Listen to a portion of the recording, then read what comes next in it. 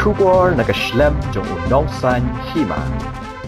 Watla ka Sorkar Assam kalawan ra dakaan kabaltip kum ka Assam Healing Prevention of Evil Practice Bill arhaja arpausaw.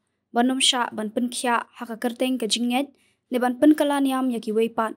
Henry ka Jingïaseng jong ka Karbi Anglong Presbyterian Synod ka bajulong man usnam. Kanyat bet syakmat menta usnam arhaja arpausaw. Ka Jingïaseng Karbi Anglong Presbyterian Synod kan sedang nadu ka saw tarik hadu hanyo tarik yayong habalang Presbyterian Puralangso kabahab Hadima Hasau District Assam kabajengai tang 400 kilometer na kaput Meghalaya. Habayo banyakran bat utaman basan enwar ubade ukhasi ubalong dekat Karbi Anglong Presbyterian Synod. Ulaya thu baki khasi ki badan hakani ka Synod kidan hapo 10,000 ngun. Ulaya thu bakati ka an kabala menjur da ka Sorkar Assam kanum trekam haba Pynlong ya ka Jingïaseng jong ka Karbi Anglong Presbyterian Synod ka bapra hakate ka balang Puralangso. Sau tarik hadu nyau tarik benai April.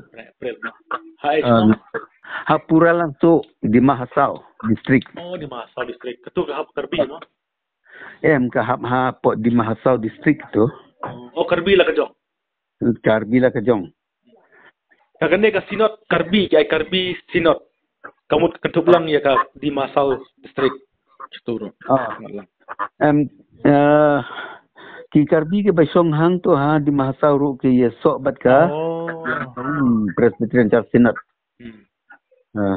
Kamut ki kasi hakane ka Synod kidan piong dan kumba sahaja ngot ma.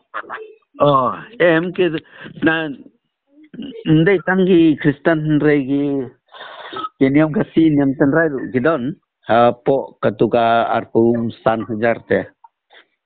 To long hakane ka Karbi Synod. Aku bertiap ki kasi kitan kumba kanong Karbi Synod. Karbi Synod. Karbi Synod ta try lapoi 10,000 ay itu. Kamu baru kadang kan Karbi. Karbi Synod population. Synod population ke don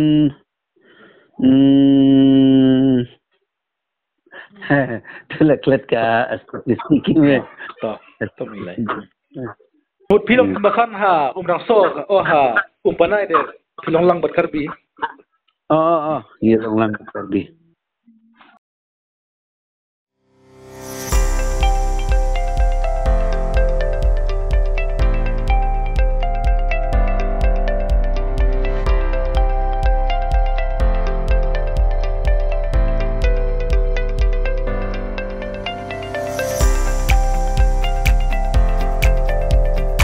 Citizen first is our motto. We believe that our citizens need to be connected with government for faster and efficient service delivery.